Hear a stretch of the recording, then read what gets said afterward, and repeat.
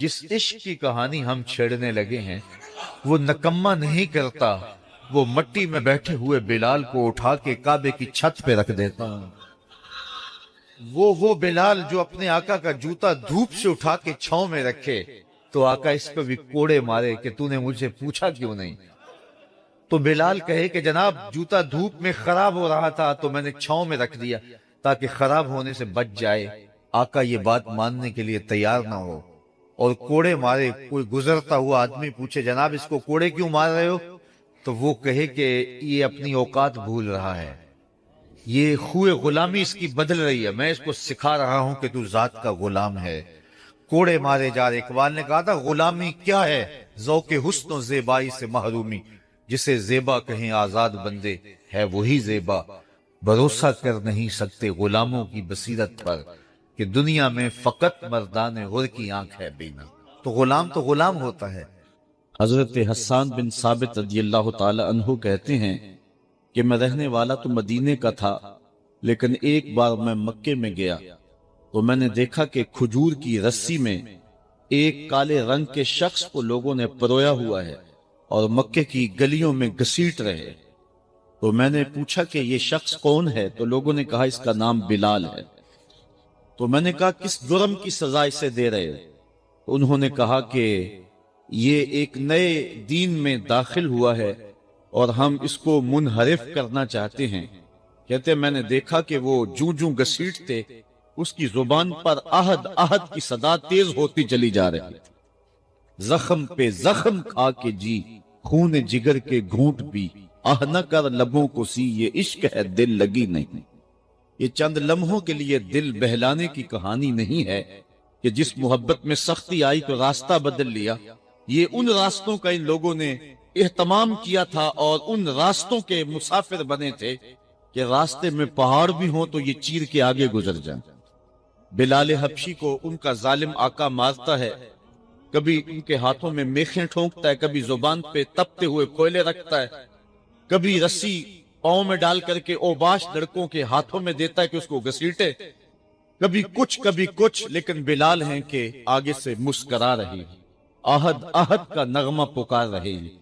کسی نے رک کے کہا بلال یہ عجیب تماشا ہے، وہ تمہیں مار رہے ہیں اور تم آگے سے آہد آہد پکار رہے۔ تو حضرت بلال بولے تم جاؤ نا بازار میں مٹی کا پیالہ خریدنے کے لیے تو اس کو بھی ٹھونک ٹھونک کے دیکھتے ہو، اس کی آواز تو ٹھیک ہے، کہیں کچا تو نہیں ہے؟ کہا تم تو مٹی کا پیالہ بھی خریدو تو ٹھونک بجا کے دیکھو، یہ کہیں کچا تو نہیں ہے، اس کی آواز تو ٹھیک ہے۔ کہا میرا مالک بلال کو خرید رہا ہے، دیکھ رہا ہے بلال کچا تو نہیں ہے، اس کی آواز تو ٹھیک ہے۔ میں کہتا ہوں مالک خرید لے بلال کو، کھال ادھر بھی جائے گی، حق کی صدا ختم نہیں ہوگی۔ محبت کی یہ البیلی اور انوکھی داستانیں اہل ایمان رکن کی ہیں۔ اگر اس عنوان سے بات کی جائے تو یہ تاریخ کا ایک ایسا باب ہے۔ حضرت سمیہ رضی اللہ تعالی عنہ اسلام کی پہلی شہیدہ، جن کو مکے کے چوک میں ابو جہل نے جو ہے وہ نیزہ مار کر کے شہید کیا۔ راہ خدا میں بہنے والا یہ خون تاریخ اسلام نے محفوظ کر لیا، ایک عورت کا خون تھا۔ اور پھر حضرت عمار ابن یاسر کے والد حضرت یاسر کو بھی شہید کیا گیا، دونوں ماں باپ شہید ہو گئے اور بیٹا پھر بھی ڈٹا ہوا ہے۔ کافروں نے حضرت عمار ابن یاسر کو پکڑ کے تپتی ہوئی آگ میں ڈال دیا اور انہوں نے رخ کیا حضور کے کاشانہ انور کی طرف اور آنکھوں میں آنسو امڑ آئے۔ تو کافر سمجھے شاید جلتی ہوئی آگ کے شعلوں سے اور بھڑکتے ہوئے کوئلوں سے ڈر گیا ہے۔ کہا عمار گھبرا گئے ہو، تمہیں ان تپتے ہوئے کولوں سے باہر نکال لیا جائے؟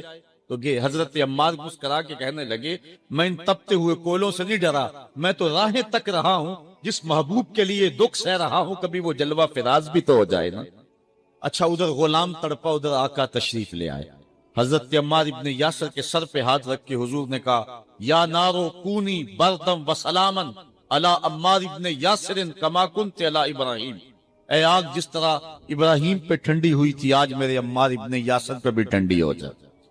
تو محبتوں کی یہ داستانیں بڑی دل آویز ہیں، لیکن جب عشق کی دولت لازوال نصیب ہوتی ہے تو دیکھیے یہ عشق کیسا بندہ نواز ہے۔ حضور جب معراج سے واپس پلٹتے ہیں اسی بلال کو جو آقا کا جوتا اٹھا کے چھاؤں میں رکھنے کا روادار بھی نہیں ہے، میرے حضور پوچھتی ہیں بلال تو کون سا نیک عمل کرتا ہے، میں نے جنت میں تیرے قدموں کی آہٹ سنی ہے۔ کیا خیال ہے اس ایک جملے نے دور غلامی کی ساری تھکن اتار نہیں دی ہوگی، اور بلال فرش سے اٹھ کے فراز عرش پہ نہیں پہنچ گیا ہوگا؟ تو وہ اور عشق ہے جو نکما کرتا ہے، یہ عشق سر بلند کرتا ہے، یہ عشق ذرہ نواز ہے، یہ عشق عزتیں دیتا ہے، یہ مقامات رفیع اور عزتوں کی مسندوں پہ بٹھاتا ہے۔ اللہ اکبر۔ میں آپ سے پوچھوں کہ جس زمانے میں میرے حضور آئے تھے اس زمانے کے خاقان کا نام کیا تھا؟ تو شاید اس بھری مجلس میں کوئی نہ بتا سکے سوائے اس کے جس کا بڑا گہرا تاریخی مطالعہ ہو۔ باقی اس دور کے خاقان کا شاید مجھے کوئی نام نہ بتا سکے۔ آپ کہیں گے ہمیں ضرورت بھی کیا ہے اس کا نام یاد رکھنے کی؟ اچھا میں پوچھتا ہوں جس زمانے میں میرے حضور آئے تھے اس دور کے کیسر کا نام کیا تھا؟ بہت بڑی طاقت تھی اس وقت، رومن امپائر، لیکن آپ کہیں گے جناب ہمیں کیا ضرورت ہے؟ اچھا چلو میں یہ پوچھتا ہوں اس دور کی سپر طاقت اور اس وقت کا ٹرمپ کہہ لیجئے، اوباما کہہ لیجئے، میں پوچھوں اس دور کے کسرا کا نام کیا تھا؟ تو شاید وہ بھی تھوڑے لوگ بتا سکیں اور زیادہ لوگ کہیں کہ ہمیں کیا ضرورت تھی اس کا نام یاد رکھنے کی۔ تو یہ وہ بڑے لوگ تھے اس زمانے کے جو مطلق العنان بھی تھے اور دنیا کی بڑی طاقتیں تھی، خاقان اور کیسر اور کسرا اس زمانے کا، لیکن آج ان کے نام زمانے کو یاد نہیں ہے۔ لیکن اگر میں اس مجلس میں موجود سب سے کم عمر بچہ تلاش کر کے اسے پوچھوں کہ میرے حضور کے مؤذن کا نام کیا تھا، تو وہ سر اٹھا کے بلال حبشی کا نام لے گا یا نہیں لے گا؟ تو بادشاہوں کے نام باقی نہیں رہے، کج کلاہوں کے نام مٹ گئے۔ مشتاق یوسفی نے کہا تھا مٹ گیا مشتاق دل سے رنگے یاد رفتگاں، پھول مہنگے ہو گئے قبریں پرانی ہو گئے۔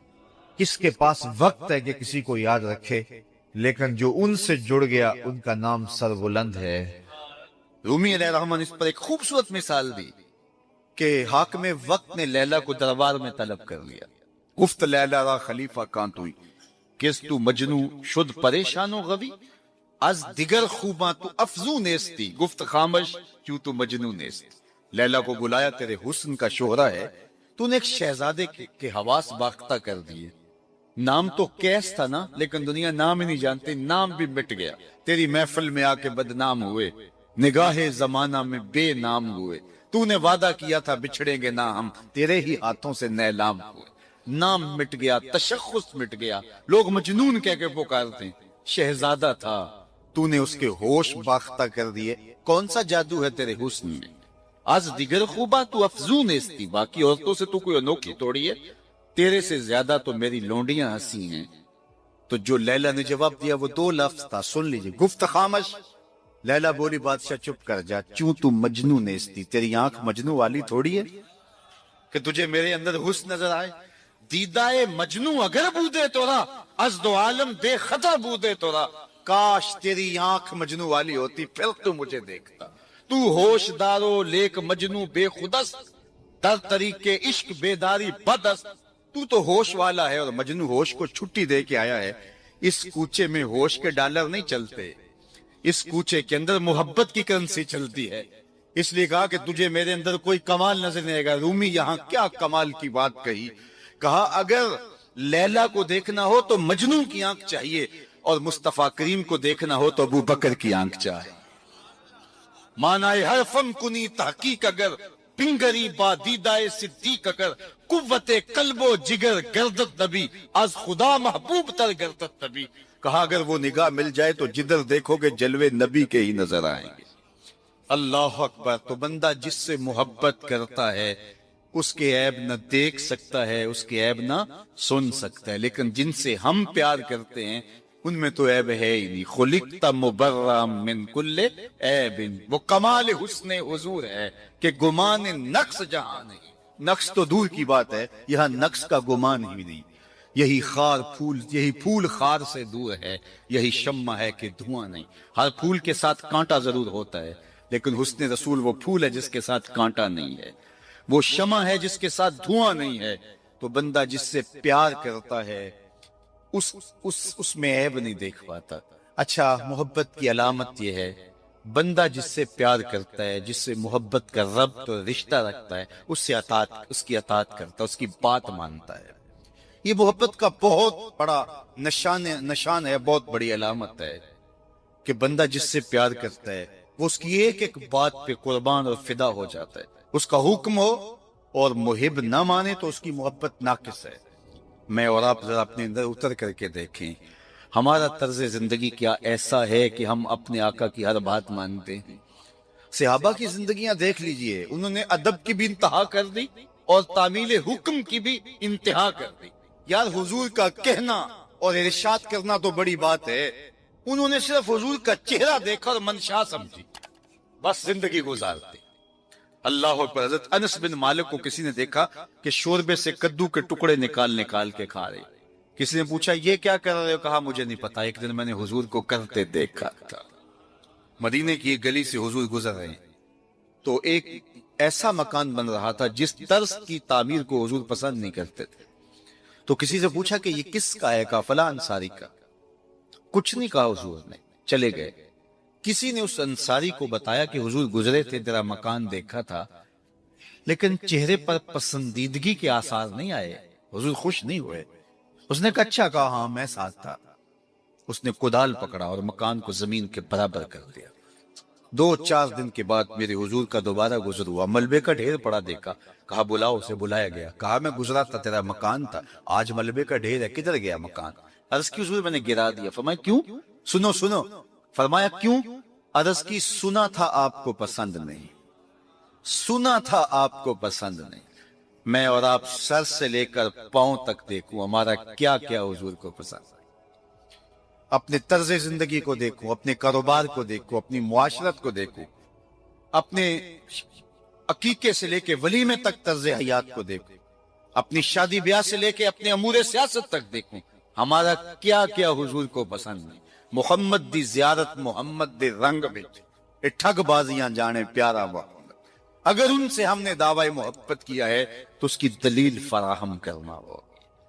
میرے آقا کریم علیہ الصلوۃ والسلام تو کسی سے وعدہ کر دیتے ہیں کہ میں تیرے آنے تک کھڑا ہوں، اور وہ جا کے بھول جاتا ہے، اور حضور 3 دن تک کھڑے. قضائے حاجت کے لیے جاتے ہیں، پھر آ کے کھڑے ہو جاتے ہیں کہ میں نے وعدہ کیا تھا تیرے آنے تک کھڑا ہوں، وہ بھی نہیں آیا. 3 دن راتیں گزر جاتی ہیں. پھر وہ ایک دن اچانک گزرا تو دیکھا حضور کھڑے ہیں تو یاد آ گیا وہ یہ تو میرے سے وعدہ تھا. بڑا شرمندہ ہوا، شرمسار ہوا. اللہ اکبر. قریب آیا تو ڈر رہا تھا کہ مجھے کیا کہا جائے گا، لیکن صرف اتنا کہا تو نے مجھے مشقت میں ڈال دیا. قصور اس کا تھا، بھول وہ گیا، لیکن میرے حضور 3 دن تک کھڑے رہے. اور میں لوگوں کو خود ٹائم دیا کہ مجھے ملنے آنا، اس وقت گھر پہ ہوں گا. اور وہ دروازے پہ آ کے بیل دیتا ہے اور میں بچوں کو کہتا ہوں جاؤ کہہ دو ابو گھر پہ نہیں ہے. میں کیسا عاشق رسول ہوں، کیسے میں حضور کے عشق کا دعویٰ کرتا ہوں. اگر میرے سینے پہ حضور کے نام کا بیج لگا اور میں دکان پہ بیٹھا ہوں تو گاہک کو تسلی ہونی چاہیے اس کے سینے پہ حضور کے نام کا بیج لگا، یہ کم تول ہی نہیں سکتا. یہ عاشق رسول ہے. یہ سارا دن جو ہے وہ یوں بیٹھ کے چلا جائے گا، 2 نمبر مال نہیں بیچ سکتا، اس لیے کہ یہ عاشق رسول ہے. کوئی رشتہ کرنے آئے تمہارے گھر کے چھت پر میرے حضور کے نام کا جھنڈا لگا ہے، اسے کسی سے نہ پوچھنا پڑے کہ یہ کیسا شخص ہے، اسے پتا چل جائے یہ عاشق رسول ہے. میرے استاد فرمایا کرتے تھے صاحب کسی کو پوچھنا بھی نہ پڑے، تجھے بتانا بھی نہ پڑے، تمہارا طرز زندگی ایسا ہونا چاہیے تم دور سے آ رہے ہو لوگ پہچان کے کہو وہ دیکھو آقا کا غلام آ رہا ہے. ہمارا طرز زندگی اتنا خوبصورت ہو، ہمارا انداز حیات اتنا خوبصورت ہو.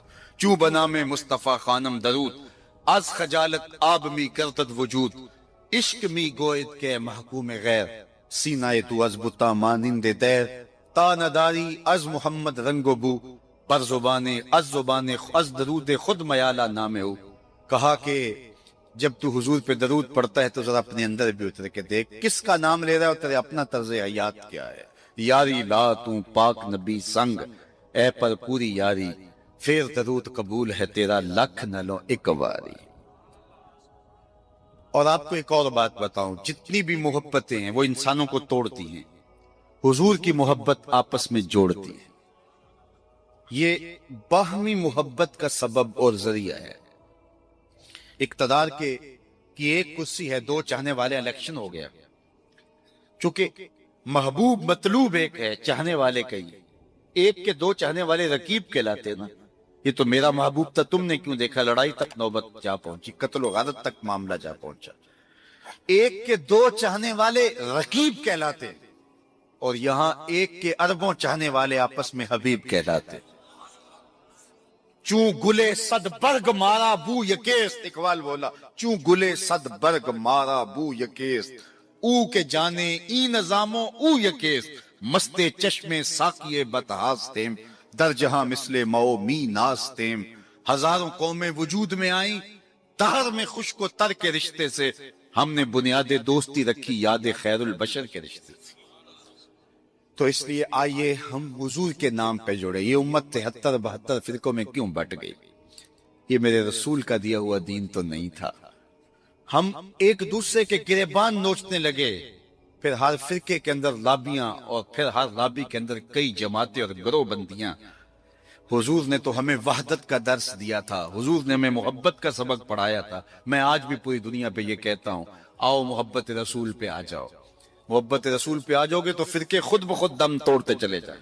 یہ ہماری محبت ناقص ہے کہ ہم آپس میں الجھ رہے ہیں. اگر محبت کامل ہو تو پھر ایک ایسی برادری بنتی ہے جس میں صہیب روم سے آتے ہیں، سلمان فارس سے آتے ہیں، بلال حبشے سے آتے ہیں، صدیق اکبر مکے سے ہیں، سعد مدینے سے ہیں، لیکن آپس میں اخوت پیدا ہوتی ہے. یہ بھائی چارے کی بنیاد اور ضمانت ہے.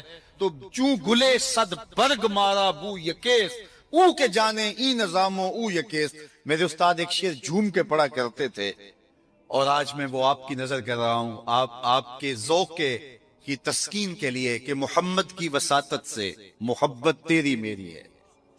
میں آپ کے شہر میں پہلی مرتبہ آیا ہوں، دارالسلام کا نام سنا تھا. یہاں ایک سنی کانفرنس کسی زمانے میں ہوئی تھی، سروں کا ہجوم تھا، محبتوں کی کیفیات تھی.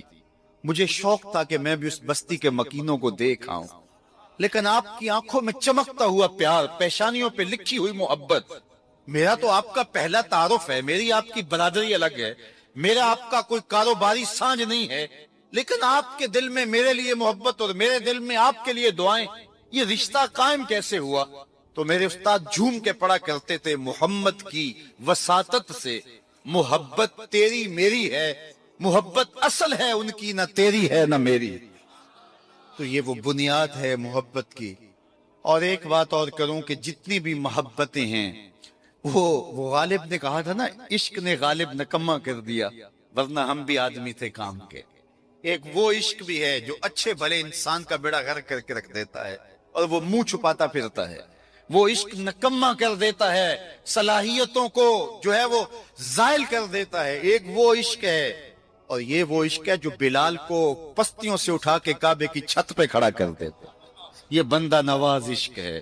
اور یہ بھی سنیے کہ جتنے بھی عشق ہیں ان کا انجام رسوائی ہوتا ہے. میں سویر سے لے کر شام تک سڑکوں پہ سفر پہ ہوں. کل شیخو پورے تھا، پھر آج دھوبی گھاٹ، تو اب آپ کے پاس. کل اگلی منزل وہ کبھی کیا کسی نے کہا، کبھی عرش پر کبھی فرش پر، کبھی ان کے در کبھی در بدر، غم عاشقی تیرا شکریہ میں کہاں کہاں سے گزر گیا. میں ایک دن سیالکوٹ سے واپس آ رہا تھا، تو راستے میں ایک جھونپڑا بنایا تھا کسی ملنگ نے، تو اس کے اوپر لکھا تھا سڑکوں والی سرکار. تو میں نے اپنے ساتھی سے کہا کہ یہ تو کنارے والی سرکار ہے، سڑکوں والی سرکار تو ہم ہیں کہ سویر سے لے کر شام تک سڑکوں پہ ہی رہتے ہیں. تو جو بندہ سڑکوں پہ رہے تو اس کے تجربات بھی فضول تر ہوتے ہیں.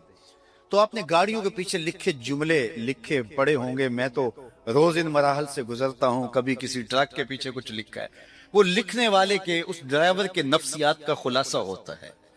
تو کئی جملے تڑپا دیتے ہیں، کئی رلا دیتے ہیں، کوئی ایسے جملے ہوتے ہیں کہ پھر ہنسی نہیں تھمتی، اور کچھ ایسے جملے بھی ہوتے ہیں کہ جو ہے وہ لفظ سل جاتے ہیں. ایک جملہ آپ نے بھی پڑھا ہوگا اور بار بار پڑھا ہوگا، صنم بے وفا. تو میں اپنے دوستوں کو پوچھتا ہوں یہ بتاؤ کیا لکھا ہے، تو وہ کہتے ہیں جناب آپ بھی تو پڑھ رہے ہیں. میں نے کہا اس کا مطلب کیا؟ کہتے ہیں جناب آپ بتا دیجئے. میں نے کہا یہ تحریری احتجاج ہے، کسی نے کسی سے پیار کیا ہوگا اور بے وفائی لیے آج اپنی بھڑاس نکال رہا ہے، غصہ نکال رہا ہے. تو میں کہا صاحب تو نے پیار اس سے کیا جس نے بے وفائی کی، آ تجھے اس چوکھٹ پہ لے چلوں. جو ہاتھ پکڑتے ہیں تو حشر کے دن بھی نہیں چھوڑتے.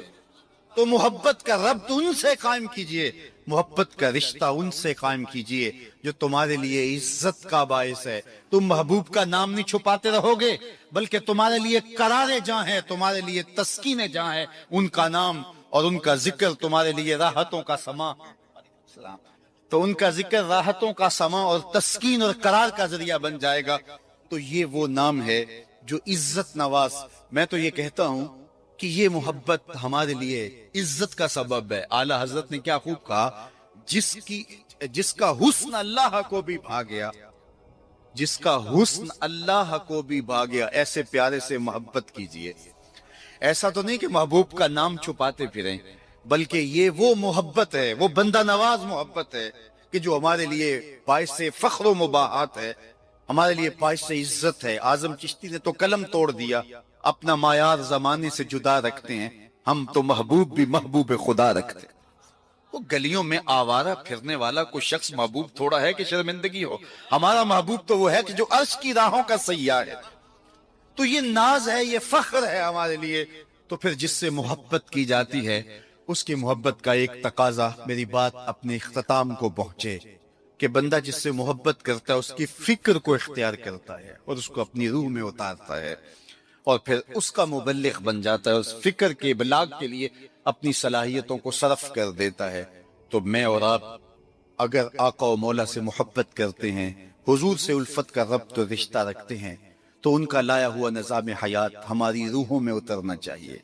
ہمارے طرز زندگی اس بات کی گواہی دے کہ ہم حضور کے غلام ہیں، اور پھر اس خوشبو کو اطراف عالم اور اکناف جہاں کے اندر ہم پھیلا کر کے جو ہے وہ اس منصب کو ادا کرنے کی کوشش کریں، اور ہماری زندگی اس کی گواہی دے۔ صحابہ نے اپنی زندگیاں اس مقصد کی خاطر لگائیں اور شب و روز ایک کر کے رکھ دیا۔ آج اصحاب رسول کی قبریں پوری دنیا کے اوپر ہمیں ملتی ہیں۔ یار مدینہ المنورہ کو دیکھنے کے لیے لوگ تڑپتے ہیں، تو یہ شہر مدینہ چھوڑ کے چلے کیوں گئے؟ اور اس ٹھنڈی چھاؤں کو چھوڑ کے کوئی کہاں جا کے دفن ہوا، کسی نے کہاں چاند وار دی؟ اصل بات یہ ہے کہ محبوب کا مشن عزیز ہوتا ہے، محبوب کی فکر عزیز ہوتی ہے۔ وہ کسی نے کہا تھا نا، میں مر کے بھی زندہ ہوں اہل وفا کی محفل میں، میری محفل میں میرا مزار نہ پوچھ۔ تو جب ان کے ہوئے ہو تو پھر اپنی زندگی، اور وہ لوگ جنہوں نے حضور کا نام لیا، اس تابی کی کہانی کوئی نہیں بھول سکتا جس کا ذکر اقبال نے کیا، کہ وہ گھوڑے کی ننگی پیٹھ پہ بیٹھ کے اللہ کے دین کا پیغام لے کے آگے بڑھا، اور چلتے چلتے دلدل آ گئی تو اس نے گھوڑے کی باگی کھینچ لی اور کہا، مالک میرے جذبے تو جواں تھے، تیری زمین ہی ختم ہو گئی۔ اس پہ اقبال نے کہا تھا، دی اذانیں کبھی یورپ کے کلیساؤں میں، کبھی افریقہ کے تپتے ہوئے صحراؤں میں، دشت و دشت دریا بھی نہ چھوڑے ہم نے، بحر ظلمات میں دوڑا دیے گھوڑے ہم نے۔ تو آج میں اور آپ ان جذبوں سے سرشار ہوں گے، لیکن وہی بات جو میں عرض کر چکا، اس کا آغاز ہماری اپنی ذات سے ہوگا۔ ہمارا عمل گواہی دے گا، ہمارا رویہ گواہی دے گا، ہمارا طرز زندگی گواہی دے گا۔ ہم دوسروں کو مسلمان کرنے کے لیے بے چین ہیں، ذرا 2 لمحوں کے لیے اپنے اندر بھی اتر کے دیکھو، یہ پاپی بھی سیدھا ہوا ہے کہ نہیں ہوا، اس من کے اندر بھی روشنی ہوئی ہے کہ نہیں ہوئی۔ میں تو میلاد کے موسم میں گلی گلی کہتا رہا، تمہیں مبارک ہو، تم نے جھنڈیاں لگائیں، مجھے اچھا لگا تم نے گھروں کی چھتوں پہ چراغاں کیا، لیکن کوئی جھاڑو لے کے دل نگر میں بھی آنا، کہیں دل کی گلیاں اندھیر نگر نہ رہ جائیں، کوئی دیا، کوئی محبت کا چراغ دل میں بھی روشن کرنا۔ اگر دل کی دنیا آباد ہو گئی تو پوری کائنات روشن ہو گئی۔ میرے حضور نے فرمایا، انسان کے جسم میں گوشت کا ایک ٹکڑا ہے، اگر وہ صحیح ہو جائے تو پورا جسم صحیح ہو جاتا ہے، اگر وہ خراب ہو جائے تو پورا جسم خراب ہو جاتا ہے۔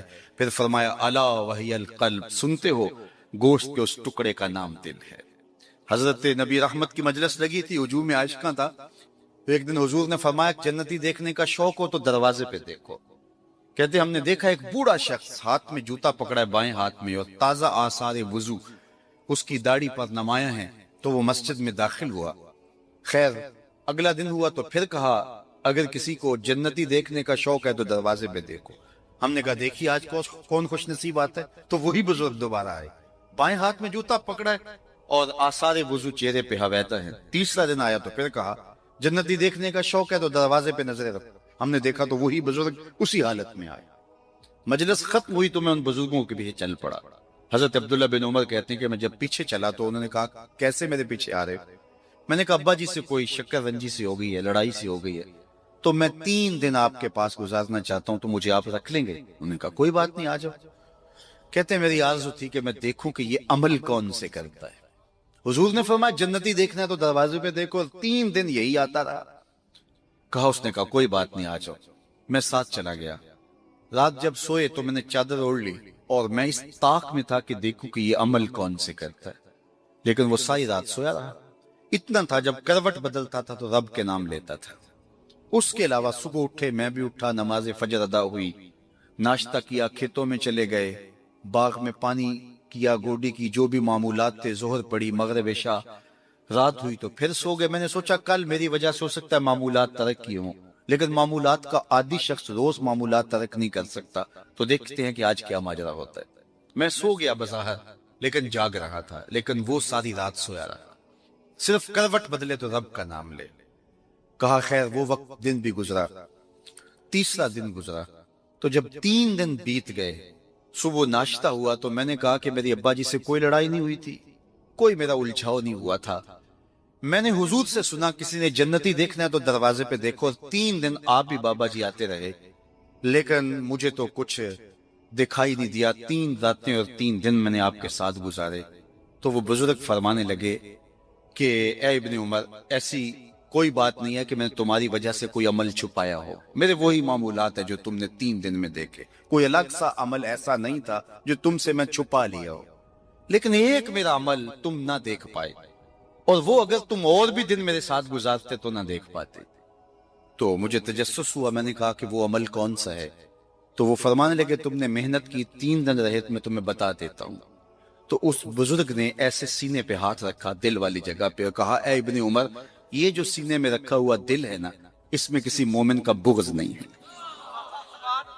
تو اس میں کسی مومن کے لیے نفرت نہیں رکھی ہے، بغض نہیں رکھا ہے۔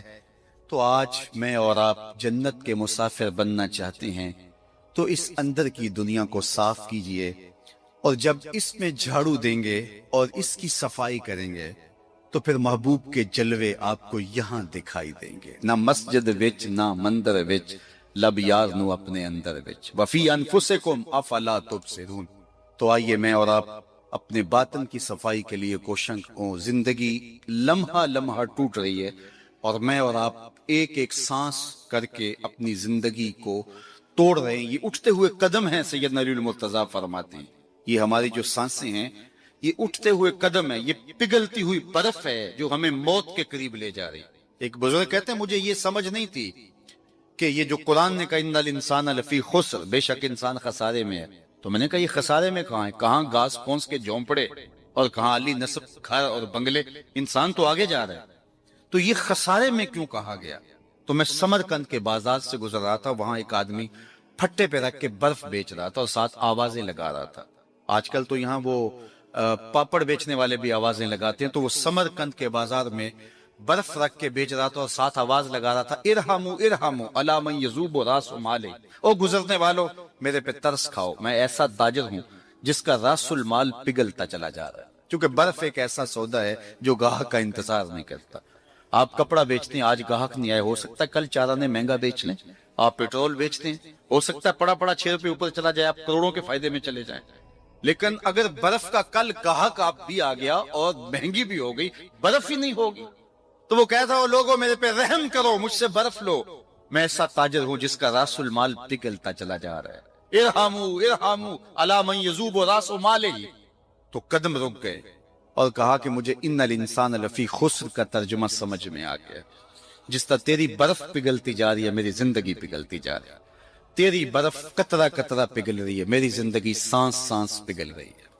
اگر تو اب بیچ لیتا ہے، اس کے بدلے درہم لے لیتا ہے، دینار لے لیتا ہے، پارچہ جات لے لیتا ہے، کوئی جنس لے لیتا ہے، تجھے 4 آنے بچ جائیں گے، اور میں بھی ان سانسوں کے بدلے درود پڑھ لیتا ہوں، ان سانسوں کے بدلے نماز پڑھ لیتا ہوں، سانسوں کے بدلے قیام کرتا ہوں، رکوع کرتا ہوں، سجود کرتا ہوں، کسی دکھی کے کام آ جاتا ہوں، کسی پریشان حال کی پریشانی دور کر دیتا ہوں، تو یہ میری سانسیں کام آ گئی۔